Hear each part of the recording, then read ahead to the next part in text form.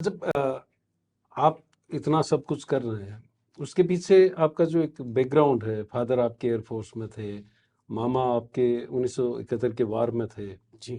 तो क्या वो चीज़ें भी आपको इंस्पायर करती है ये सब कुछ करने के लिए? फॉर्चुनेटली अनफॉर्चुनेटली मैं पहला आदमी हूँ मेरे परिवार का जो सिविल में हूँ। जी। इसके पहले राजस्थान में, आप जानते ही हैं, आप राजस्थान से ही हैं, कि यहाँ पर दो ही चीज़ें हुआ करती थी कि बंदा बड़ा होगा तो या तो फौज में जाएगा या पुलिस में जाएगा। और इसी तरह के माहौल में हम भी पले बड़े हुए।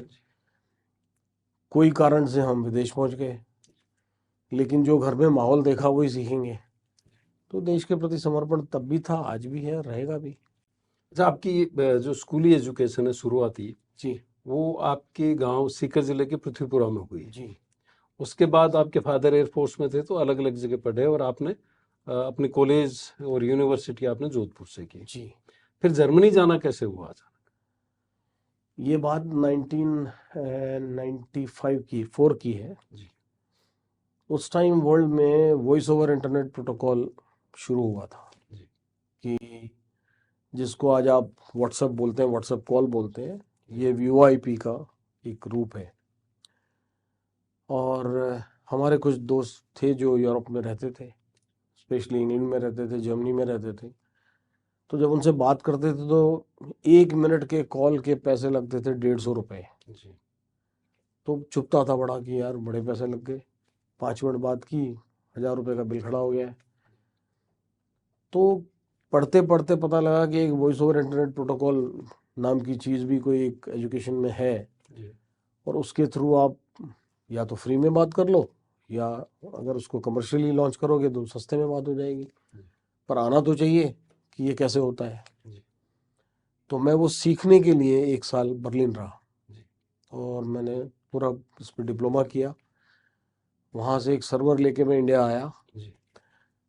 महीने भर में ही बीएसएनएल ने मुझे बैन कर दिया कि आप नहीं चला सकते ये सब यहाँ पे, क्योंकि हमारी रेवेन्यू जाती है। उसके बाद बड़ा एक इंटरेस्टिंग किस्सा हुआ। हमको लगा ये वीओआईपी में तो कुछ कर नहीं सकते। जी। उसी पीरियड में वॉर शुरू हुई, इराक वॉर, जी। उससे थोड़ा आगे पीछे। और पहली बार हिंदुस्तान की जनता ने सैटेलाइट से वॉर देखी। सीएनएन ने वो वॉर दिखाई, जी। उनके कैमरे वहां पहुंचे इराक में, और सॉर्ट ऑफ लाइव वॉर लोगों जी। ने देखी। जब वो लाइव वॉर चली तो एक इंटरेस्ट हमें भी जगा कि हमें कुछ करना चाहिए। मैं इंग्लैंड गया और मैंने पूछा कि भाई इसमें क्या हो सकता है। जी। तो उन्होंने एक अमेरिकन कंपनी का नाम लिया कि भाई इनके पास आप चले जाओ, डैलस। तो मैं न्यूयॉर्क से डैलस चला गया। उनसे मिला तो उन्होंने बोला जी देखो, अभी एक टेक्नोलॉजी है कि हम इतने छोटे से एंटीना से एक सिस्टम बना देंगे, और उसमें हम 50 चैनल का इनपुट डाल देंगे। तो जैसे आप टीवी चैनल चलाते हैं, आज केबल वाले चलाते हैं, उस वक्त वो पहला वायरलेस सिस्टम उन्होंने क्रिएट किया था अमेरिका में, और उसका नाम था एमएमडीएस। तो हमने भारत सरकार से परमिशन मांग ली जी। कि हमें एमएमडीएस चलाने दिया जाए। भारत सरकार ने मुझे एक टेम्पररी 6 महीने का लाइसेंस इशू कर दिया जी। कि ये आप बॉम्बे, वार पीरियड में। हाँ, बॉम्बे में आप ये सेटअप डालिए और आप ये 50 चैनल 1 बाय 1 करके लॉन्च कर दीजिए पूरे बॉम्बे शहर में। और उसका बेल्ट का जो जो बोलते हैं कि रेडियस था, वो करीब 50 किलोमीटर का था। जी। तो अगर वो परमिशन मुझे मिली थी, नरसिम्हा राव की सरकार आ गई थी, जी। चंद्रशेखर सरकार जा चुकी थी, और राजीव गांधी भी जा चुके थे दुनिया से। जी। नरसिम्हा राव ने मुझे पर्सनली बोला था कि भाई कोई प्रॉब्लम नहीं, तुम करो ये। जी। सुखराम जी मंत्री थे। जी। सुखराम जी ने बोला यस बिल्कुल, गो हेड करो। अचानक मुझे एक टेलीग्राम भेजा गया बॉम्बे ऑफिस में कि हमने कस्टम्स को नोटिफाई किया है कि अगर ऐसा कोई इक्विपमेंट आया हिंदुस्तान में तो उसको सीज किया जाए, जी। और ये लाइसेंस हम विड्रॉ करते हैं। मुझे कोई कारण नहीं बताया गया। अगर वो एमएमडीएस टेक्नोलॉजी भारत में उस टाइम अलाउ कर दी जाती, जी। कांग्रेस की यही विडंबना रही है कि उन्होंने बहुत कुछ हिंदुस्तान में जो हो सकता था वो नहीं होने दिया। तो ये जितना केबल का जाल हिंदुस्तान में आप लग जगह जगह देखते हो नहीं होता। जी। एक सिंपल एंटीना लग जाता और आपके घर में एक इतना सा एंटीना लग जाता जी। और सारे चैनल आपको आ जाते। पूरी एयरवेज बिल्कुल फ्री होती। जो आज है जो डीटीएच, आज पूरा का पूरा डिजिटल में जो अब हुआ, डीटीएच में।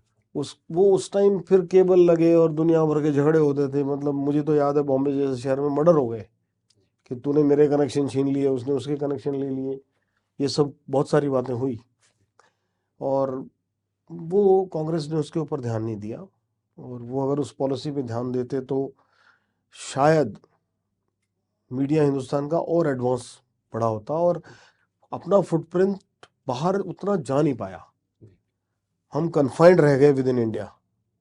आज आपके पास इंटरनेशनल लेवल का कोई चैनल ही नहीं है जिसको आप कह सकते हो कि ये CNN के मुकाबले में है या ये BBC के मुकाबले में नहीं है। क्यों नहीं है? क्योंकि जो गवर्नमेंट उस टाइम आई कांग्रेस की थी, ऑब्वियसली उनके पास ऐसा विजन ही नहीं था और इस तरह की टेक्नोलॉजी के बारे में सोचने का वक्त ही नहीं था। और अगर हमारे जैसे किसी आदमी ने सोच के वो टेक्नोलॉजी वहां लाने की कोशिश की तो उनको डिस्करेज कर दिया, बोला तुम कौन भाई, खामखा कहाँ से आए। उसके कई कारण थे। मतलब किसी पे एलिगेशन लगाना बहुत अच्छी बात नहीं होती और अब तो वक्त चला गया। बट मेरा मानना यह है कि विजन अगर उस टाइम होता तो हम और एडवांस हो। और बहुत एडवांस्ड होते। तो मुंबई का जो केबल नेटवर्क है उससे आपका जुड़ाव उसके उस टेक्नोलॉजी के जरिए हुआ। जी, वही एक वक्त था जब हमें भी शौक चढ़ा कि भाई राजनीति अपनी जगह, देश प्रेम अपनी जगह, खुद के लिए कुछ करें। एक नई टेक्नोलॉजी से अच्छा लगा हमको तो हमने एक मुंबई में केबल नेटवर्क शुरू किया। और शुरू करते ही वो बोलते हैं ना, सिर मुड़ाते ही ओले पड़ गए। जी। हमारी टेक्नोलॉजी बर्बाद कर दी गई, स्ट्रेट अवे हमको मना कर दिया गया कि आप इसका यूज़ नहीं कर सकते। तो फिर वो पूरे हिंदुस्तान में वो जाल केबलों का बना और करीब साल भर में फिर मैंने हिंदुस्तान छोड़ दिया। मैंने कहा कि इस देश में वही करप्शन रहेगा, वही सिस्टम रहेगा, आप कितनी बदलने की कोशिश करो नहीं बदलने देंगे। वेस्टेड इंटरेस्ट अपना काम करेंगे। और मतलब एक मन में हताशा थी हाँ, आपकी। मुझे बुरा लगा, मैं आपको सच कह सकता हूँ, मुझे बुरा लगा कि और कई किस्से उस टाइम बॉम्बे में हुए। रिलायंस में ये बातचीत थी कुलदीप सिंह शेखावत के साथ, जो टेलीविजन चैनल चलाते हैं ब्रिटेन में और अमेरिका में, और साथ ही ओवरसीज बीजेपी के लिए वहां पर काम करते हैं। देखते रहिए थिंक 360।